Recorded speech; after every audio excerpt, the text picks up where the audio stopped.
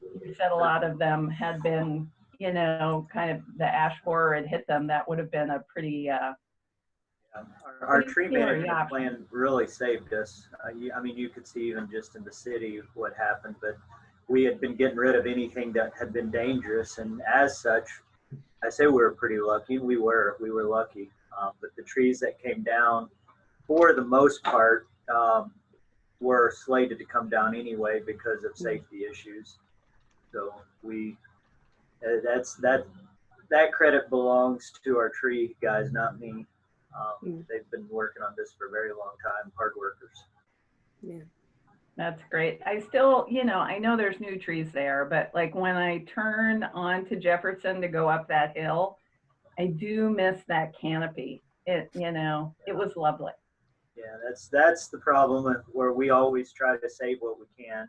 Ash bore's something else because it gets into the cambium layer, makes it brittle, becomes a danger. But that's what we tell people: when you cut a tree down, you don't replace the tree because you've got to replace the time too.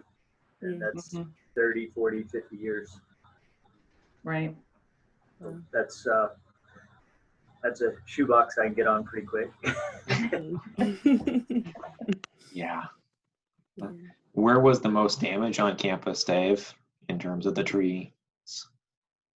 Well, as far as loss goes, we lost a couple of fairly good sized ones on the Pinacrest with some limb damage. And so when you're looking at tree value, you've got to look at tree placement. Pinacrest is our crown jewel, but we lost a very old tree. I don't know how old it was over at West Lawn, but it had been hollow for a while. A big oak tree that came down. So that was probably our biggest. As far as loss of value, I would probably say we had some loss on the Pinacrest. Yeah. Tough time. You know, Dave, on the good side, I walked through just west of the river, like through the medical campus, and really very little damage. I mean, one big oak, but I mean, the rest of that campus has gorgeous trees, and they're all, it really was very little damage. We were very fortunate. We are counting our blessings. We're not complaining, and damage we had was a lot of branch damage. Didn't have a whole lot of structural. We had gotten out ahead of that pretty well. The ash borers, getting the ash down, has been a long time in coming, so that helped tremendously. Barb, do you want me to do a little update on our food fight? Sure, if you've got one. I've got a little information I can share. Okay, great. The other clubs have finally shared some information. Oh yeah, it was kind of, I had a little difficulty getting an update or getting a link to work. It was probably me, not community, but I haven't came to the link. But I did get on it this morning, and in general, it's the you know, community comes out ahead because they're going to be able to buy a lot of food from our donations, and I don't. Spoiler alert: we didn't win the golden turkey. No golden turkey in my home, huh? No turkey for you, Perez. Well, we'll try again next year. Yeah. Yeah, and if you're, for good cause. If you're just joining us, thanks for coming. If you could sign into the group chat there for attendance, that would be great. We'll get started about 12:03 like we usually do. Alka, how are you? Oh, it's good to see you. Thank you, and likewise, thank you for having me. So great.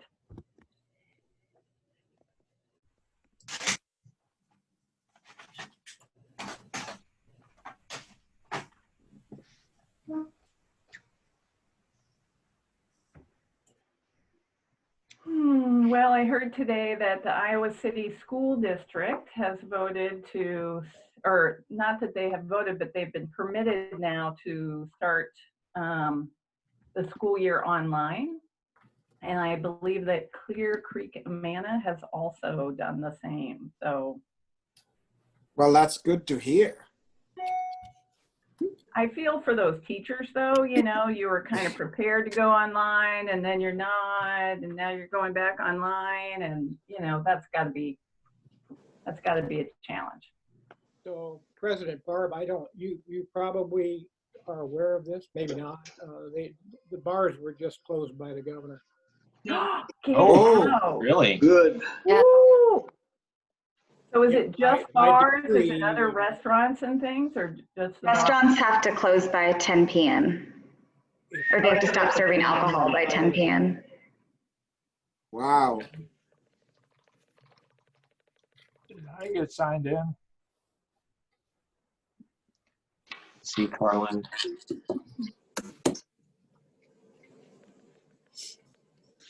You're not quite signed in, Carlin, but I can do it for you. Would you please? Yep. Thank you.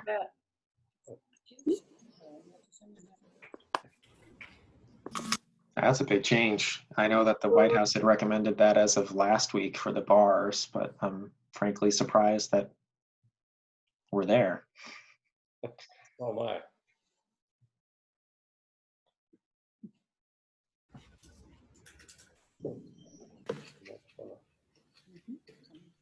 Do you all have your power back and everything? I think for the most part, most people in Iowa City do have their power back. I do think the internet was a little slow in coming, but we do have some members who actually attend, but live in Cedar Rapids, and hopefully all of them have power. I see that Heather Krosky has logged in. She's up in Cedar Rapids, but internet is a big challenge. The state's bars. Yeah. Yeah, we don't have any internet in Keokuk as well. So currently I'm in Chicago. I have a lot of trainings going on this week and next week. So, but have to get back next week there. But I hope. Well, Elka, when we do introductions, make sure that you introduce yourself and say hello so everybody knows Will do. who you are and such. Thank you. Will do. And welcome everybody. If you're just joining us, if you could sign in the chat, we're going to get started here in just a minute.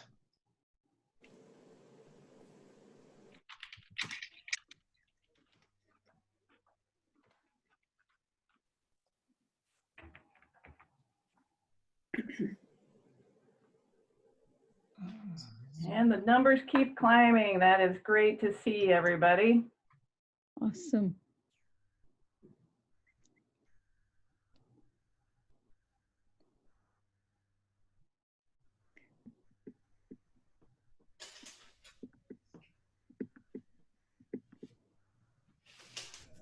There's Tice, to Shaylin, Charlie Funk. Hey, hey, hello, hello, everybody.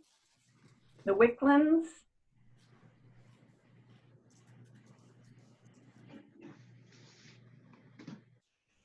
Christina's here from St. Louis. Christina sent me a fabulous mask picture with the St. Louis Arch in the background. Just a reminder to everybody, if you have received your Rotary mask, I want you to email me a picture of you in your mask. I'm working on a collage. We're getting there. I've got some, but there's more to come. Okay, Devin, you think we're ready? Okay, great. Well, welcome everyone. My name is Barb Thomas. I am the president this year for the Iowa City Noon Rotary. We're thrilled to have you with us. We start our meetings with the Pledge of Allegiance. So if you could, please stand and join me. I pledge allegiance to the flag of the United States of America and to the republic for which it stands, one nation, under God, indivisible, with liberty and justice for all. All right, thank you so much. As I said, glad to see you here. While we are certainly getting more proficient at this, I am going to turn it over to Devin for just a few little Zoom reminders. Devin? Yeah, so just a couple of reminders. The biggest thing is that you can see everybody's beautiful faces, so make sure you can switch between speaker view or gallery view. Gallery view gives you all of those smiling faces, and speaker view is good for when our guest speaker or announcements or Barb's talking for, or if anybody's talking for a longer period of time, then you can really dig into what they're saying.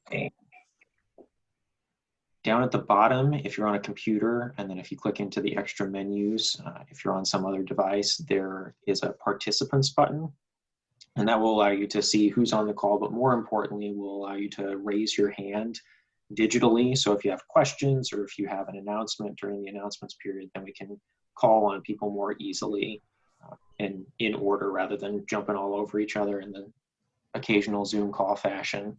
And then in the chat, you can chat, of course, there, but if you're joining us and you haven't signed in yet, we'd love to have you sign in for attendance.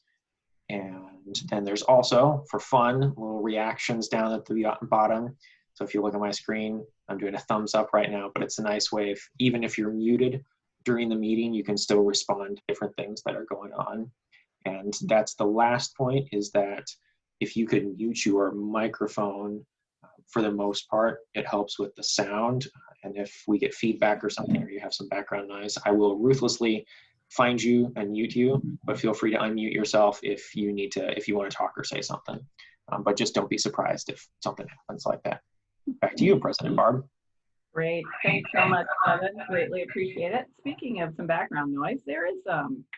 Okay, so as we get started with this meeting, we would like to have our guests be introduced. If you're a guest or a visiting Rotarian, we ask that you use that raise your hand tool. It's kind of like a little Zoom test, right? Do you remember what Devin said? Look at the participant button at the bottom, click on it and raise your hand. And then that way we know who would like to introduce themselves. So I'm going to turn it back over to Devin, and he will call on you. And at that point, just unmute your microphone and introduce yourself. All right, Devin? Yeah. Barb, do you want to introduce your guest to Shaylin? Sure. This is to Shayla Harrington. She is, I know her from her time as an Iowa student, but she is working with Shelter House now. To Shaylin, would you like to say hello? Hey there, I'm always Barb's guest, of course. I'm the Community Engagement Manager at Shelter House. Welcome. Thanks for joining us. And Vicki Brown is joining us from the volleyball department. I'll introduce her a little bit more later, but she's our speaker for today. Do you want to say hi, Vicki? Yes, hello everybody. Thanks for having me today, and looking forward to all your questions that you're going to ask, and hopefully I answer most of them during my time that I was speaking, but thank you for having me. Sure, welcome. And then Anne, did I see that you have a guest? I sure do. My guest today is Shelly Lehman. She is with the Southeast Iowa STEM Regional Office here in Iowa City. She is very involved with STEM programming and has been with the Iowa College of Engineering for several years, and served as the director of the K-12 school engagement and the director of outreach and recruitment for the Women in Science and Engineering. So I'm excited to have her here today. She serves as the president of the board of the Iowa Women's Foundation and is also very involved with yoga, and will be teaching some classes within the schools coming up. Yep, thanks, Barb. And I think most importantly for today, she is a huge, huge, huge fan of Coach Brown's. So I'm glad to have her here with us today. Shelly, do you want to say hello? Sure. Hi, everyone. I recognize some of the names on here. Nice to see you in this context. Great. Thanks, Shelly. Deanie, you have guests showing us all up, a plurality of guests. Would you introduce them? Oh, you're still muted. Certainly. I have two guests, and the first one is Jan Finlayson. She's my colleague at the John Papajohn Entrepreneurial Center at the university. And also I have Lemi Tilahon, and Lemi is my friend, and he's the co-founder and development director for Eastern Iowa African Diaspora. And we're gonna hear from Lemmy later. I don't know if Bob wants me to have him talk now, but later he'll be giving us an update on the efforts that his organizations and has been doing in helping our brothers and sisters affected by El Derecho in Cedar Rapids. Great. Jan, would you like to say hello? Hi, everybody. I know a lot of faces here from living in Iowa City for a long time. So glad to be here. I'll probably add some comments to what Lemmy's going to say and helping out with the refugee groups in Cedar Rapids. And we are working on having Jan a member. So I'll be the sponsor. So there you go. Well, welcome. Thanks for joining us. That's all the hands I see raised or messages I got. Anybody else? All right. Welcome, everybody. Back to you, Barb. Great. Thank you, Devin.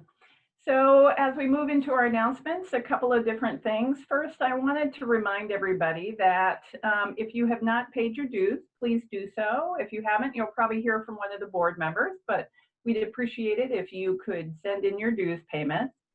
In addition, I hope you all received the email about the really great news that we received, and that is on Wednesday, or no, I think it was Tuesday, August 25th, a number of different organizations did announce that the continent of Africa is polio free. And I think we can all this is a good time to practice your reactions if you want to do some applause, because that is great news. We are, as they say in Rotary, one step closer. So we are getting there. I think that's great news, and hopefully we can kind of continue on that path.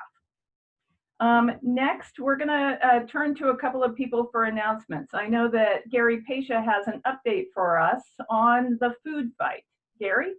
Thank you, President Barb. As of 11 o'clock this morning, the combined Rotary clubs in the Iowa City area have donated $14,442 toward buying food for community.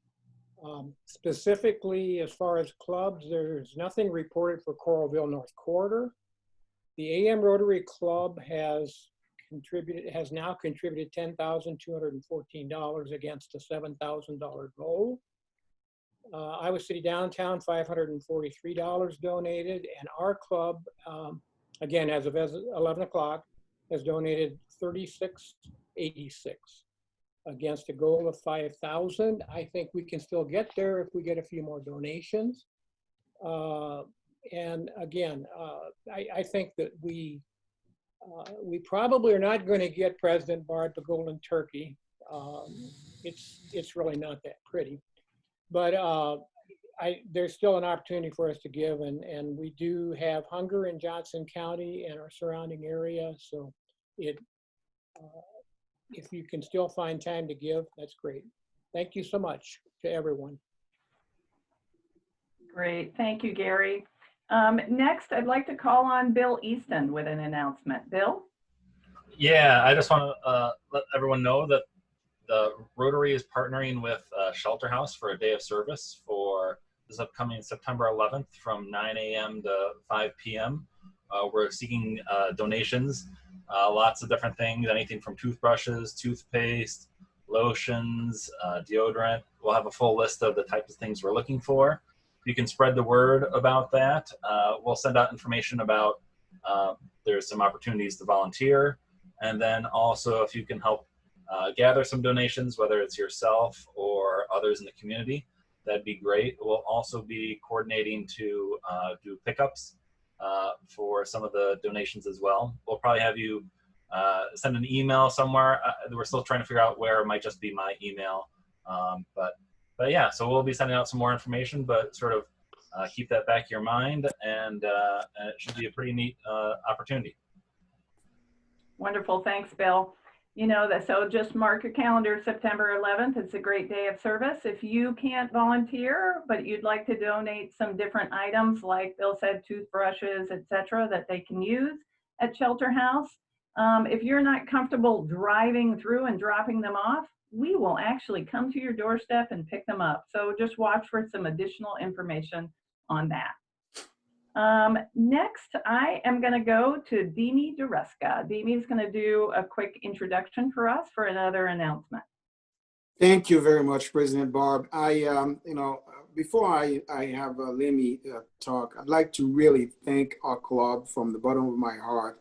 After I made the call for donations on Thursday, in Thursday afternoon up until late at night, people were delivering donations to my front porch. I mean, my neighbors, they probably thought, this guy, what's going on? And my front porch was really full with donations from members of our club. Thank you so much. And then the great story behind this is on Friday morning while I was riding my bike, and then I received a call from Pete Wallace. And he said, Dimi? And I said, yes. And he said, well, I'm right now at Lowe's. They said they're about to give us 20 beans, and I'm going to buy 20 more. So that's going to be 40 beans. Do you have the capacity to take them to Cedar Rapids? I said, if you bring them, I'll take them. My neighbor has a truck, so we'll take them. So Pete Wallace explained the story to the manager at Lowe's, and the manager of Lowe's said, well, now we're going to donate 20. And then Pete, bought 20 more and at a discounted rate again. And then he bought those beans, and on Friday, morning, I delivered, my SUV plus my neighbor truck with lots of stuff. And thank you so much. And I have Lemi here, and I asked him to come to give us an update on things. And Lemi is the co-founder of the development director for Eastern Iowa African Diaspora. He's also the program supervisor at AmeriCorps Refugee Rise. And he also works as a community school director at the Hoover Community School in Cedar Rapids. So he is really right there in the community. And he's originally from Ethiopia. So he knows what immigrants go through. And Lemi, why don't you take it away and give us an update, please? First and foremost, thank you all for having me. Dimi, thank you for reaching out and for a lovely introduction. I'm really grateful for all of the support that you all have been able to lend to my community here in Cedar Rapids. It has made an immense, just unmeasurable difference. And I just would like to extend that thank you and the gratitude on behalf of the community as well. We have been very fortunate to just receive an outpouring of support and love from all corners of the state, across the country, even globally from some folks who were able to hear about this. So it does not go unnoticed. The families that have been affected obviously are still in a bit of a haze because they're just seeing all of this generosity coming through. And one of the biggest questions that we receive is, where is all this help coming from? For many of you, you probably will not have a chance to meet them or cross paths, but know that you have made a great difference in their lives, and that is really what matters and what makes my job easier as I serve this vulnerable and emerging communities, and rewarding as well. As far as updates go, we started with about 252 families that were going to be displaced due to the damages from the storm. Out of those families, we now have, I believe, just a little under 40 who are looking for shelter. We've been able to collect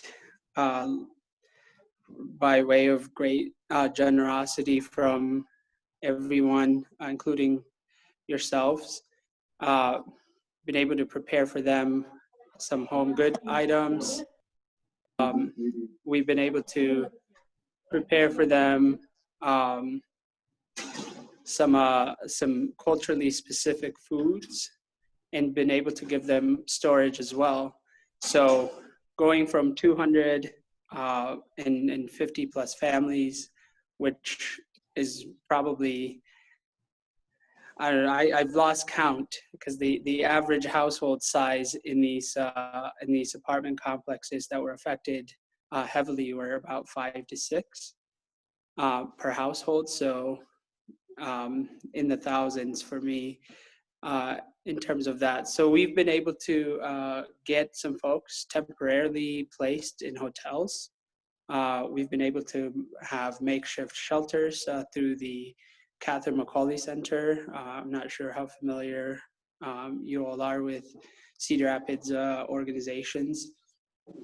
And then also work with the Red Cross to establish another shelter where probably about another 15 families were there.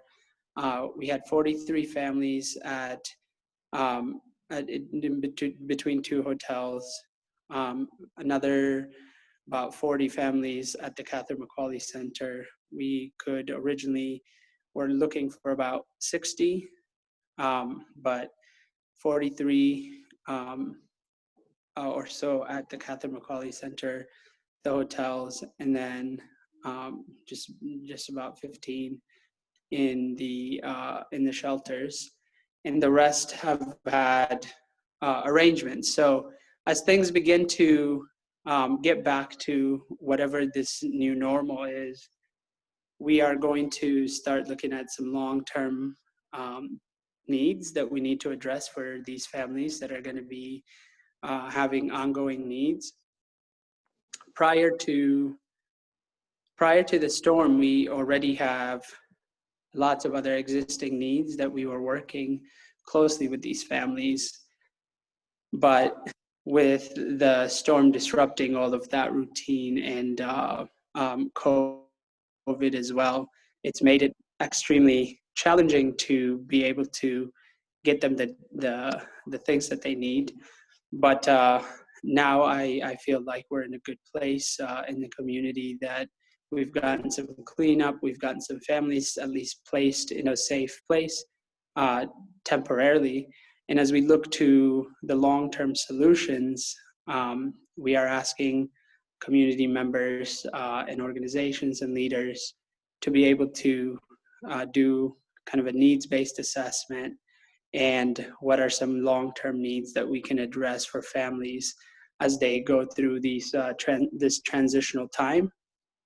So we're asking, and Jan will speak to this too in a bit, where we've been collecting some donations of like pots, pans, pillows, household items, so that when we get a chance in the next coming months, as we get them into long-term housing solutions, we can stage their new homes.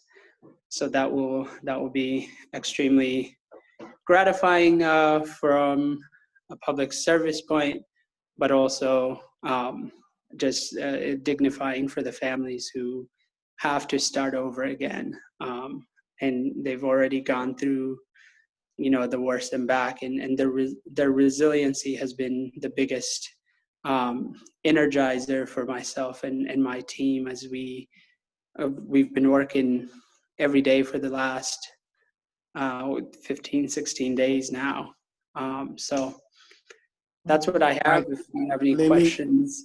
Thank you very much, Lemi. And for the sake of time, I'm going to ask you to kind of like type in the chat box your contact info, and then Jan, if you can type the list of items that we are looking for, I think that would be very helpful. So I'm going to hand it back to President Barb so she can continue with the meeting. But I think you provide a very good update for our club. Thank you so much again, Lemi. No, thank you all. Thank you, Lemi, and thank you, Demi, as well. So please watch the chat so that you can learn more about what items are needed, and we can provide some support to this community. You know, I don't think any of us can imagine what they have gone through, and I think we all want to provide our support. I do want to share some news from the United Way. Tricia Smith is not able to be with us today, but she did want you to know that tonight at 6:30 p.m., all of our local news stations, KWWL, KCRG, and KGAN, which is CBS2, they are all going to air a special show, basically raising support for derecho support funds. So please tune in if you can. I do want to reach out. Kim Casco, I believe, is here, and there's some things that have just been announced from the governor. She's going to give us a quick update. Kim, are you there? Yep, I'm here. So governor had a press conference at 11 o'clock and she signed a new public health emergency proclamation closing all bars, taverns, breweries, and nightclubs in 6 counties, including Johnson County, as well as Black Hawk, Dallas, Lynn, Polk, and Story. This is due to the uptick in cases, particularly amongst young folks. The proclamation also declares that restaurants that sell alcohol can stay open, but must stop selling alcohol after 10 p.m. The PROC also calls on peace officers in the state to assist with enforcement of these measures, also including a requirement that Iowans hosting social gatherings of more than 10 people ensure that those attending maintain 6 feet of social distance. And also continues to strongly encourage, but not mandate, that all Iowans age 2 and older wear a mask or face covering when in public settings, especially when they're not able to be 6 feet apart. These actions go into effect starting tonight at 5 p.m. through September 20th. So those are the highlights from the proclamation. I'll put in the chat a link to the actual PROC. Great, thank you very much, Kim. And so with that, I do want to remind everyone that we will continue with our virtual meetings. I know you all want to see me in person. I know, but you're going to have to deal with me virtually through this lovely camera in my guest bedroom. So we're going to continue that at least through the month of September. So you can count on that. Before we move on to the next thing, I do want to check and see if Alka is here. Alka is our district governor elect nominee or district governor elect. And if she would just like to say a quick hello. Good afternoon, and thank you so much, President Barb. And yes, I'm the incoming district governor elect. And I just wanted to take this opportunity of, first of all, thank you all for reaching out for each other. And I know that you had lost the power and everything, but and reaching out and looking after the communities. Thank you for all that you are doing. And I want to wish you, even though we are in these uncertain times of the new norm, wish you all a very good Rotary year. And once again, in respect for time, I will talk some more at another meeting, but thank you for having me. Great, thank you, Elka. Thanks so much for being here. We do have one of our fun traditions next. We ask our new members to do what we call Ride the Goat. And that means that they have 3 minutes and 3 minutes only to tell us about themselves. And so today we are going to be hearing from Todd Becker. Now, Todd, I'm just going to give you a warning. I've got some alerts here for you. And so blue, yellow, and red means stop. And then, you know, if you don't stop, Devin's gonna mute you. So just be warned, okay? So let me get my phone started for my timer. And are you set, Todd? I am ready to go. Okay, and, oh, are we not gonna see you? Can we see you? You wanna see me? Okay, hold on. Yes, please. All right, there we go. Can you hear me okay? Fabulous. Okay, ready, set, go. All right, my name is Todd Becker. I am the Managing Director of Clubfoot Solutions right here in Coralville, Iowa. We moved here in 2019. Clubfoot Solutions was started by the doctors at Ponce City International, and I've been working for them since 2015. I thought I'd better talk a little bit about my family first before I kind of go into my history. My wife, Julie, I've been married to her for 26 years. Julie also works for Clubfoot Solutions. She is our Director of Customer Service and handles a lot of our marketing projects. And then we have 3 children, and one addition that we have had here over the last almost 2 years now as a foreign exchange student. So our oldest is Jade, who was just married last week. She got caught in the COVID, so we couldn't do a formal wedding right now, and she ended up getting married at the courthouse. So we're very happy to have her and Matt, our new son-in-law, added to our family. Our daughter Kaylee is a social worker, graduated from UNI in December of 2019. So she did get a graduation, which we were happy about that. And now she's a social worker working for REM in Waverly. Our son Chase just started his year. We moved him down to an academy in Alabama to finish up his senior year down there. He is going on to play baseball at the University of Minnesota after he's finished up with the academy down in Alabama. And then our latest addition is Alicia de los Santos from Santo Domingo, Dominican Republic. He came to us last year. He's a foreign exchange student at Iowa City Regina. He's a senior this year. He's had a very interesting time. He has not been able to go home at all. So we have kind of adopted him into our family, and we're looking forward to his graduation from Regina in May.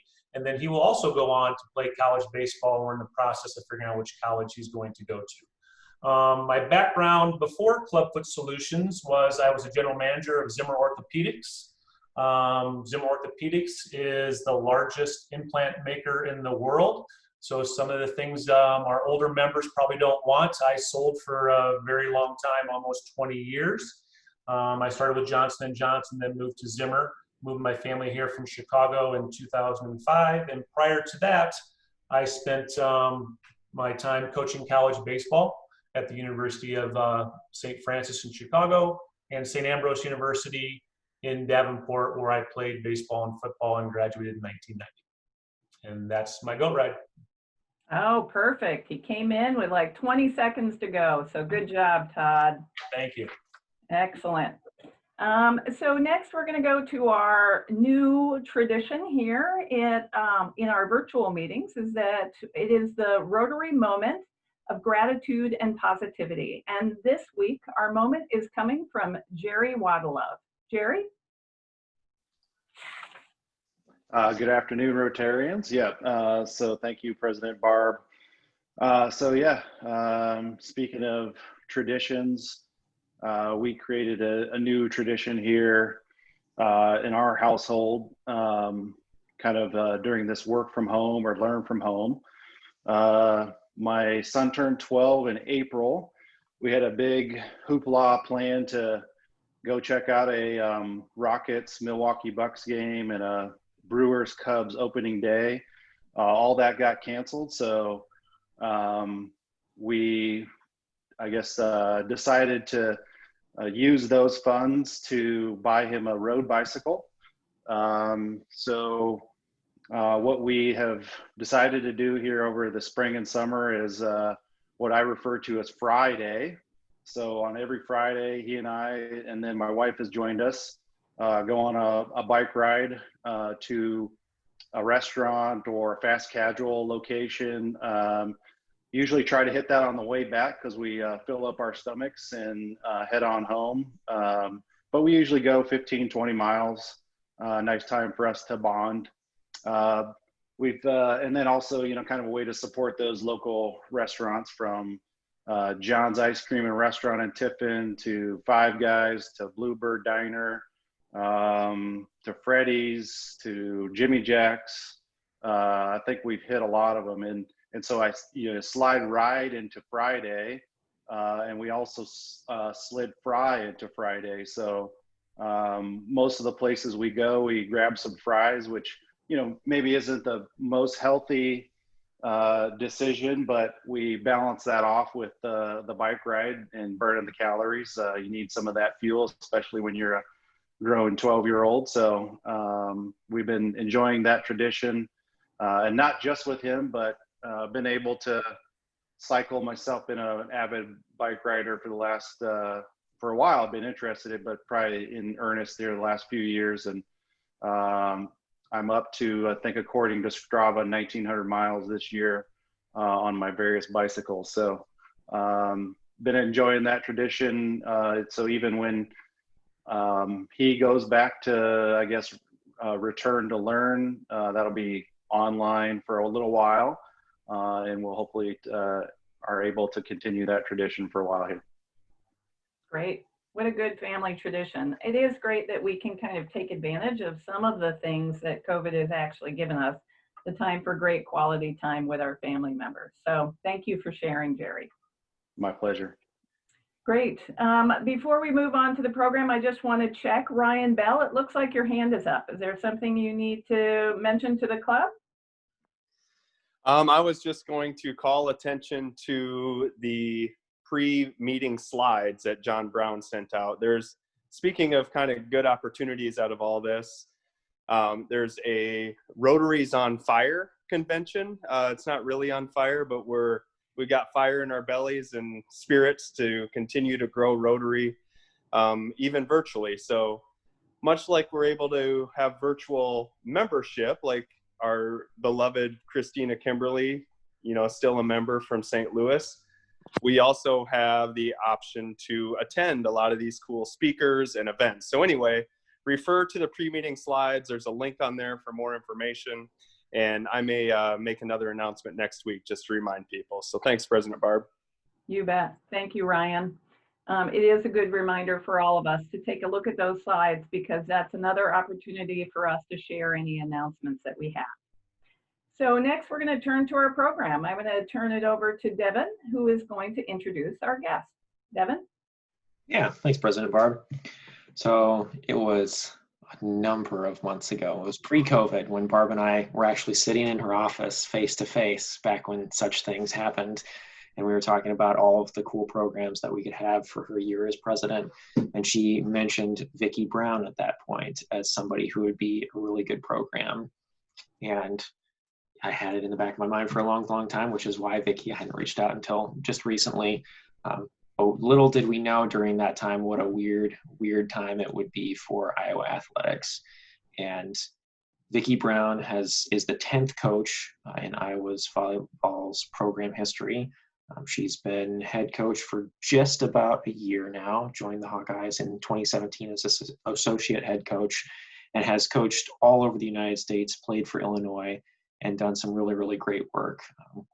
And is continuing to do some great work here at Iowa. So without further ado, we'd love to hear from you, Vicki, about all the good things that you're doing here at Iowa, how the team's doing, what a weird time this is, and how you're doing. So thanks for joining us. Well, help me welcome Vicki. Yeah, thank you, Devin. And thank you, President Barb, for inviting me as well. Yeah, as Devin mentioned, this has been an interesting first year, or actually second season with Iowa as a head coach.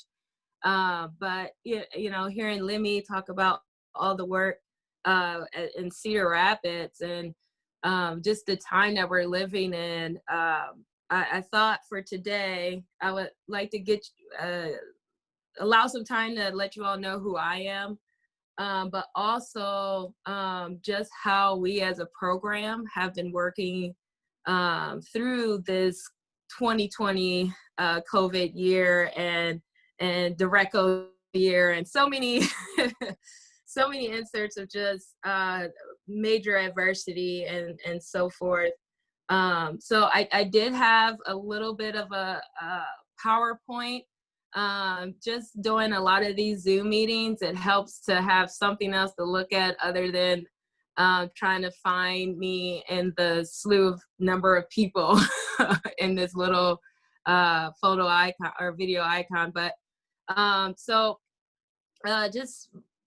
we pretty much phrased this as just the journey to rising strong, and some insight of who I am, and it might help just give some idea of why I work and how I run my program. So this here is just my affirmation, something that I 100% fight to apply in every day, using my platform to assist in the development of female empowerment, always and in all ways. And that goes into a little bit of my background of where did this come from. And it definitely started off with my mom. Her and my dad actually were both pastors at some point. My mom still is a pastor now. And she's always instilled that be proud of who you are mentality, and take pride in not only being athletic and so forth, but also in knowing your strength as a female. And I attended University of Illinois and played volleyball there under Coach Don Harden, and he's definitely one of my coaching mentors to this day. And the 4 years I was there, that was always been his biggest push of making sure that all of his female athletes felt like they were ready to go into the world and do great things. So it just kept, through the university, it kept feeding that desire for working within female empowerment. And then playing overseas for 3 years professionally, the way they go about sports is a little bit different, because you can say it's a little more even. Yes, there's football and men's basketball, but they will attend a female women's volleyball. I played in over 20,000 fans in our arena, and they cheered just as hard as they do for a kill as your team scoring a touchdown. So just that drive of how impactful female athletics can be in a community just kept feeding that drive for empowerment. And I started off my coaching career at the University of Toledo under Greg Smith, and that was a lot of his teachings for that program, was working through adversity and so forth. And one of my other coaching mentors, my next position at the Toledo was at Illinois State, and she was the first female head coach that took me underneath her wing and just really showed me a different way to win and a different way to run a program. So I give credit to these different points as just being the fuel to drive my affirmation of female empowerment. And for the program, Rising Strong is a book by Dr. Brene Brown, and I always love saying this, it's been approved by Oprah, so she's got to be pretty legit. But it's a great book of just how to work through adversity, but also in working through adversity, understanding your initial reaction and how to learn from that adversity. And so for the team, we utilize the 3 R's through Rising Strong that Dr. Brene Brown has written about. So for the 3 R's, reckoning, the rumble, and revolution. And as you can see, the reckoning, to narrate or make an account with your feelings. The rumble is to revisit the challenge, the stories we have made about our struggles. So sometimes that initial reaction is like, the world is crumbling, and it makes it tougher to see it as just adversity instead of, it can feel more like there's no way out. And then the revolution is more in the new vision of what's possible. So it's the lesson you learned after working through that adversity. And so just to give a couple examples of how we utilize Rise Strong. I'll just kind of recap my first year here at Iowa. 2019 summer hits, I get the interim position. Feeling really good because we had a top 25 recruiting class coming in, which included 9 of our freshmen. It's we were 24th in the nation, which is the highest for Iowa volleyball program. And these young women have been committed to Iowa for 2 or more years. So this momentum has been like building in them, and I know they're going to be excited to come here. But you can see, it's 9 freshmen. It's a big jump from high school and club level to come in the Big Ten, the #1 conference in the nation. So, and as much as they hit 18, they're still trying to figure life out. And so, we're balancing that out and helping them through that. And it came to a point where our upperclassmen actually rose to the occasion. And they became put our team in such a great rhythm at the beginning of the season. We beat the top 25 Washington State pretty easy. Actually, Shelly was at that game, but so we're feeling really good about ourselves. And then boom, it hit. One of our top players who statistically was just carrying us. She goes down with an ACL tear, and it just was little injuries that kept coming up to where we would have to almost start over. And through that, we really worked through the 3 R's of, okay, where are we at right now? Yes, she's gone. Okay, so we get that. But what can we do moving forward? How can we balance? How can we figure out our rumble? And right now, our rumble is that we're not ready because we're a young team. We're not ready. So how do we work past that? We're going to phrase this as our year of experience. And we're just going to get all that we can as a young team. That way we get some motivation into the spring to where there's just confirmation of how I need to do things. Why do I need to adjust technical things and so forth. And that's my revolution, is that I'm using this opportunity to get prepared to really train and make adjustments. So we went through that and also worked on team building and making sure we understood each other. And then spring hit. We got about, spring break was the first week of March. And as the team was just about to leave for spring break is when we found out the university is shut down. And we had such great momentum going into as we were training, and then boom, a lot of uncertainty just really bombarded us, as I'm sure it has for everybody. And this is just a little cartoon. Sorry, I have a sense of humor that I prefer to use to kind of dilute any uncomfortable situations, but this was exactly how it felt the first few rounds of Zoom meetings for us. And you know, the thing for us was, how is it possible for us to even rise strong through all this? There's so much uncertainty in every single aspect of our day-to-day. And so, you know, the uncertainty we had was, and, you know, in the next slide, you'll see the Big Ten, the conference volleyball. Are we even going to have a season? Just Iowa City itself. This is my community. I live here in East Iowa City, and it's just like, what is our community going to look like? What is the university going to be like? And as you can see, the other clip art is more about, some of my players have family members that were going to the hospitals and having to come back home and quarantine in their basement. And I've actually had family members that passed away from COVID in March. And it was just such a really intense time. And of course, the academic concerns. My players are very strong academics. And they just saw everything crumbling around them. And, you know, we slowly just started working through the adversity and defining it, and how can we do little things throughout the day to learn more about ourselves.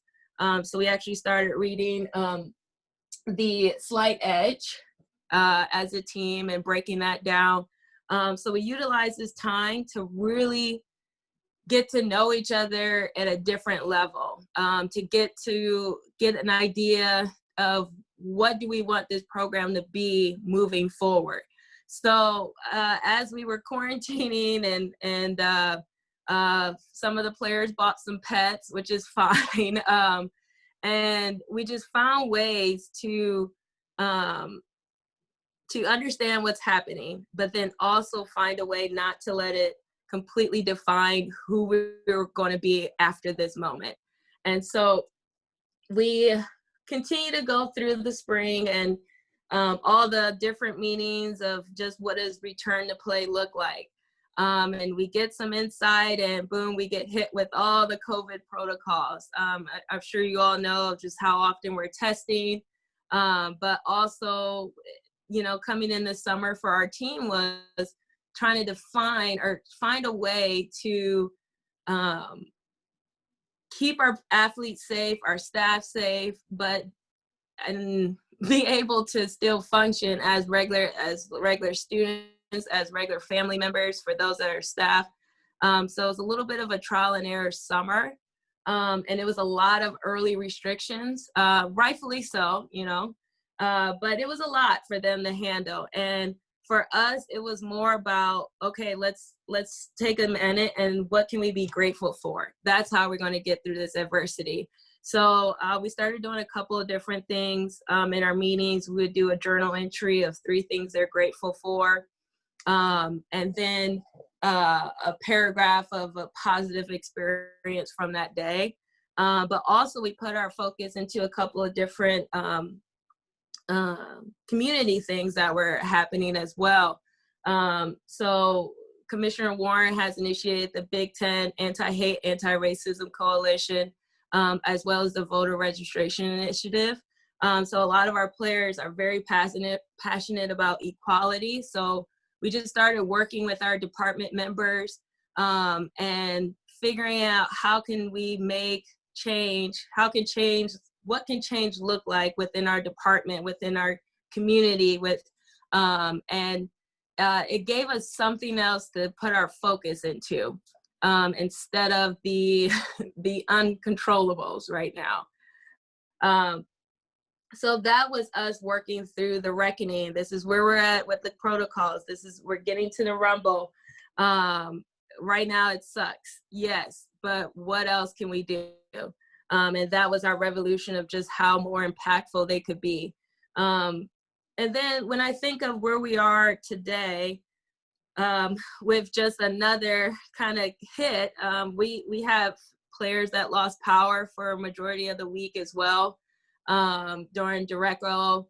And it's just been an interesting battle of just how do we rise strong through this and finding ways to teach the team of how to understand the situation you're in, but then how can I move forward and actually learn through that. And the greatest thing for me was no matter what, we went in the mind frame that we're just going to stay ready.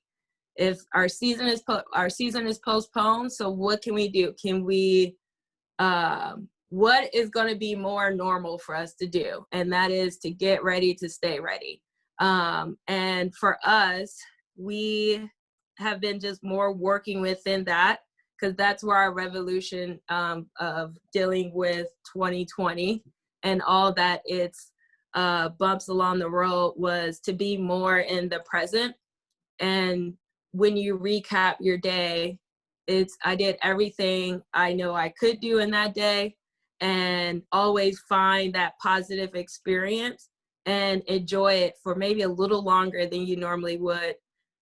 So for us, like if it's, we win a drill, let's like celebrate for maybe a minute instead of the quick like 15 seconds and then a water break.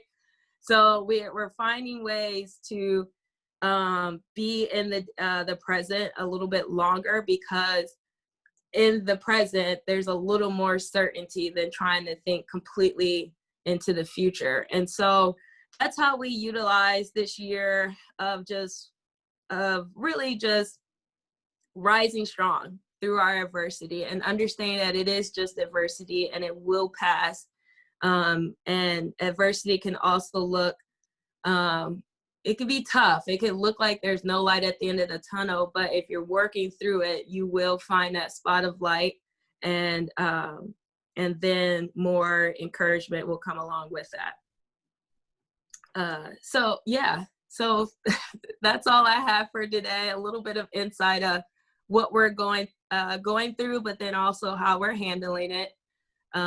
So I'll open it up for questions. Hopefully that was long enough. That's great. That was great. And I do have to say, Vicki, that while you went to Illinois, I think you look really good in black and gold.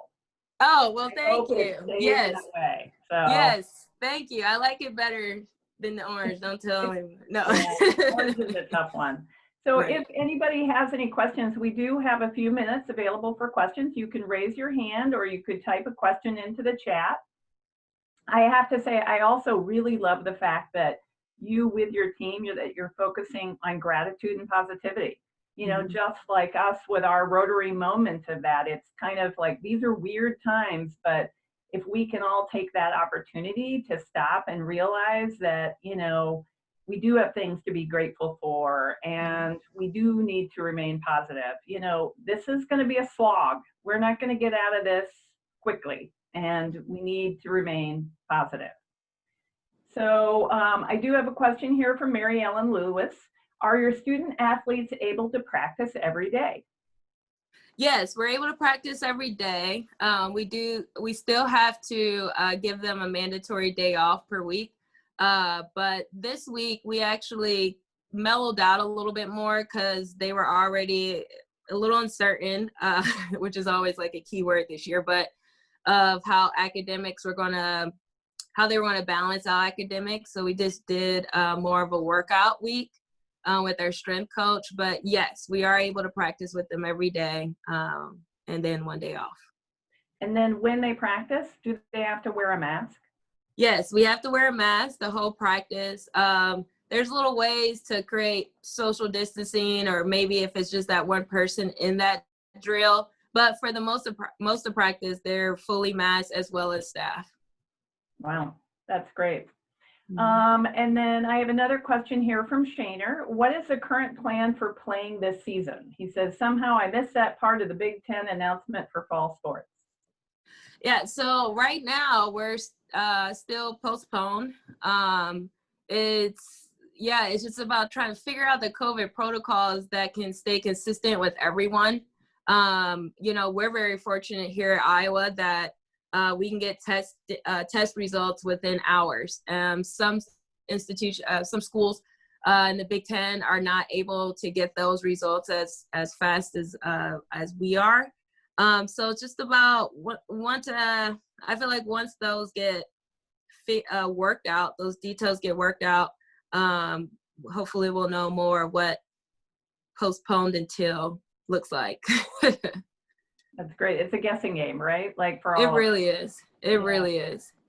So what about, are there any specific players that you think are real standouts that we should watch for their names? Yeah, so Courtney Bazzario is definitely one.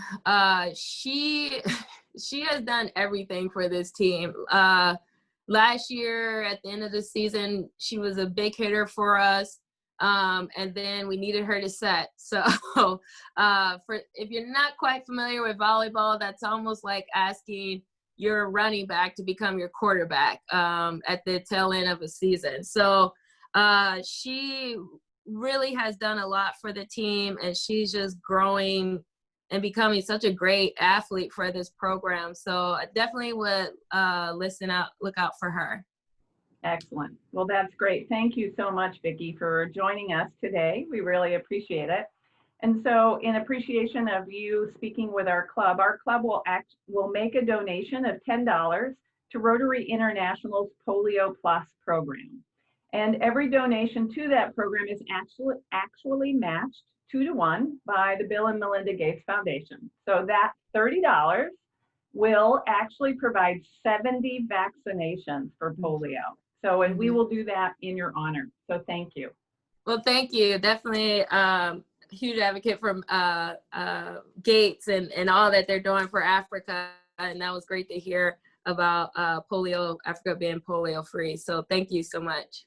You bet. Thanks so much. Good luck with the season. And we hope that you will be able to play at some point in time in 2020-21. So yeah, thank you so much. All right. Well, just a final reminder to everyone that we have sent out our Rotary masks. And so if you have not received one, please let me know so I can make sure you get one. So again, and then I want to remind you that with that mask, I want you to take a picture of you in your mask, and I want you to email it to me so that I can create this great collage of all of us in our safe Rotary masks.